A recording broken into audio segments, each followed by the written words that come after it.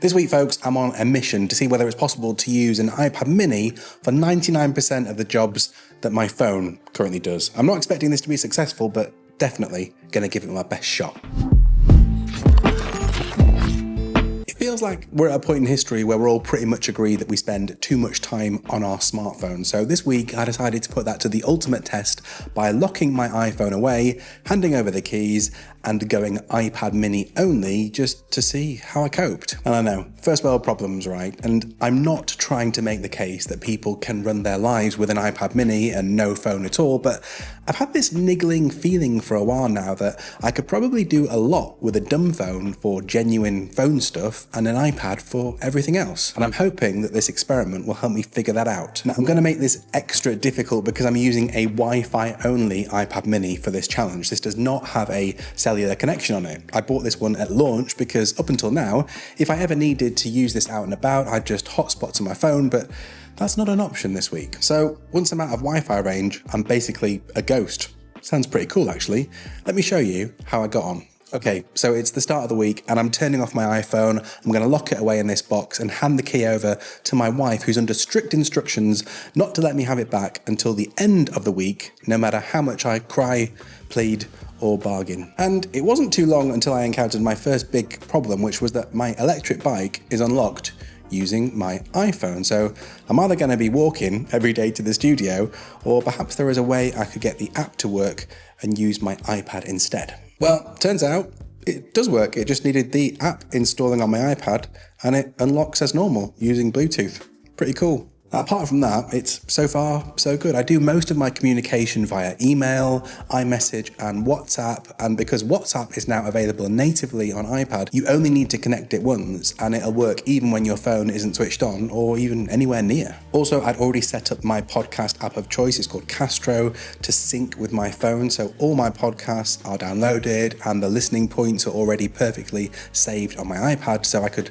still pop in my AirPods and catch up on some of my favorite shows as I go about my business. So the first upside I noticed quite quickly, I realized I'd got into a pretty bad habit of sitting down with a cup of tea at my desk and checking my phone before getting on with anything important on a morning. Now, even though I still have a lot of social apps on my iPad, it's actually a bit of a pain to sit here with the iPad mini scrolling away, so I just ended up getting on with my work most days instead.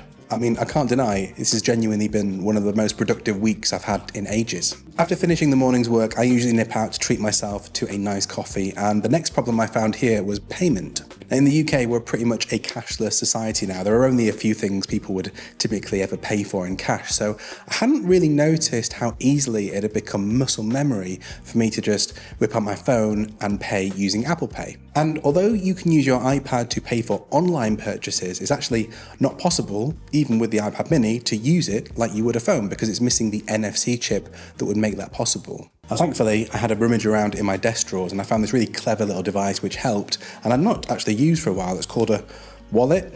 Turns out you can put your bank cards in there and pay for stuff using contactless that way instead. You can even withdraw cash, which you can't do with Apple Pay. Genuinely, no trouble at all to switch to using a wallet. And a side bonus that I realised, I was able to carry on collecting these little coffee shop stamps that I'd forgotten all about and often I don't have with me. So during the week when I've been working here at my desk, I've taken a number of calls on my iPad, mostly via FaceTime, WhatsApp, or Google Meet. But for the occasional instances when I needed to make a call or send and receive a text the old-fashioned way, I ended up using Google Voice. This was actually pretty straightforward to use. You pay a monthly fee starting from $10, and that gives you a dedicated number to use, the ability to send text messages, receive voicemails, and then also set up working hours so that any calls outside of, say, 9 to 5 get automatically forwarded to voicemail. You also get the ability to make calls from that number to any phone in the US, Canada, and Europe, although some other countries incur a charge. Some of them are actually quite pricey, so just look out for that if you're thinking about doing the same. The other thing that's not really a downside, but a bit of a workaround, is that you will always have to use either speakerphone or headphones to hear the other person because, and I know you do want to see me doing this, you cannot hold the iPad mini to your head like a massive phone, as there's no speaker at the top here. I mean, you could, but as you can see, makes you look like a crazy person. Well, this week has really reminded me that the combination of a MacBook and an iPad mini is just elite for all kinds of reasons. One of them is as a digital note-taking combo. With an app like GoodNotes or even Apple Notes, you can take handwritten notes whilst on calls or whilst using the MacBook to browse content. And it's just a really nice, fully featured digital setup. And another thing you've been wanting to install on your iPad if you're doing anything like note-taking or drawing is a paper-like screen protector. You'll probably have seen a million videos about these, so I wanted to find a bunch of facts I bet you didn't know about Paperlike. Firstly, it's actually thinner than a human hair, even one of mine. It also comes with a 100-day money-back guarantee, which less than 2% of their customers have taken up. And it's well known for its melt-in-the-mouth texture and high milk content. Hey? No, sorry, that's Swiss chocolate. But this is Swiss-made though, so you never know. They're giving away an awesome digital planner, whether you buy one of these or not. It's true. Check the link in my description if you don't believe me. And anyway, Paperlike just launched their 3rd edition of their best-selling screen protector that's going to help your iPad go from sounding like this to sounding like this. Plus, it's got a clever new butterfly application that uses your iPad screen to guide you through the whole process. And that means no more trapped dust, a perfect fit every time, and definitely no annoying bubbles. Trust me, if I can do it first time, you definitely can. Check out Paperlike and all their latest bundles at the code over here or in my description. Right, back to the challenge. Let me talk about another weird aspect of going iPad mini only, and that's banking. I hadn't really realised how much I rely on my phone for little things like authorising payments, setting up transfers between accounts, and also checking to see if I've been paid. And unfortunately, not many iPad native apps are set up for this kind of thing. And this basically meant that I had to use browsers for things like my personal bank and PayPal so that I could get on with the everyday life of running a business and paying bills and all that important stuff. The other big issue here is that most of the way we log into things now is with these two-factor authentications and one-time passwords. They're really good for security, but man, they have been the bane of my life this week because, of course, they're usually sent to a phone number to authenticate. Now, I couldn't really spend loads of time redirecting all the banking apps to my Google Voice number, so I've had to either not log into these things or when there's been an option to use email, that's been my workaround. But in any case, it's definitely slowed me down.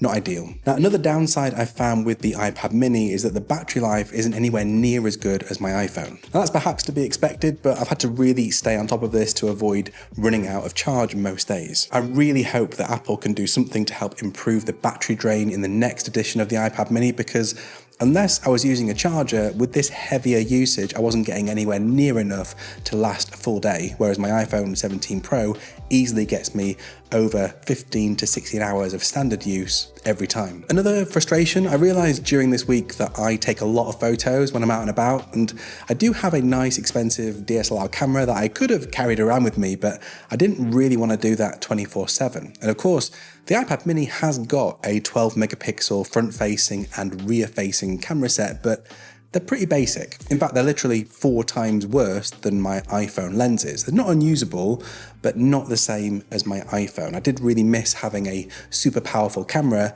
in my pocket to mean that I could capture things like pictures of my kids before the moment had gone. Let's talk about some of the positive surprises that I've found over the course of the week. And one thing is that I've been able to keep up with my fitness with pretty much no friction at all. In a lot of cases, it's actually been even easier using my iPad mini rather than a phone. I can stream spinning classes to my exercise bike, I can easily follow a HIIT or yoga workout, and yeah, I'm all good. Plus, with the new AirPods Pro Generation 3s, they track my heart rate as well, so I'm getting all of my exercise details logged in my health app. Remember I said I would be a bit of a ghost with this setup without cellular? Well, turns out I was actually wrong. I was very surprised to find that the city I live in has free public Wi-Fi available anywhere in the centre, which means when I'm walking about outside of the studio, I was able to stay pretty much connected all the time without needing an iPad with cellular enabled. Pretty cool, and genuinely not something I was aware of, even though it's been installed for ages. Now, another big positive surprise has been how my evenings have changed. And normally, and I'm sure I'm not the only person who must do this, I've got a terrible habit of spending my weekday evenings kind of half watching TV shows while simultaneously scrolling mindlessly through socials. And with this setup, even though I had my iPad with me, I just didn't bother doing that. As I suspected, it was just inconvenient enough to not pick up as often as I would pick up my phone. Even little things like having to use Touch ID to unlock the iPad rather than Face ID was actually a deterrent in a good way to avoid doom scrolling. As a result, I've been much more present and aware and just using my time in different ways. I've been getting back into things like reading physical books in bed before going to sleep, as well as using my iPad mini as a portable gaming device and getting stuck into some new games. I've never really done that much on my phone, and the extra screen space on the iPad has been much more fun to use for pretty much any kind of content consumption. So let's start summing up. Was my mission successful to prove that I can cope with this without my iPhone? Well, in a lot of ways, honestly, no. The fact that you can't even buy a cellular version of the iPad mini and give it a proper number and use it in place of a phone is a bit of a failure on Apple's part. Now, you might say that's entirely by design. After all, why would Apple want you to buy just one device when you might buy two? Now, I did also think about revisiting Apple Watch again, as you can combine that with iPad, and I know that you can make and take calls on an Apple Watch without an iPhone around. But as it turns out, an iPad doesn't allow you to set up an Apple Watch. You still need an iPhone to do that.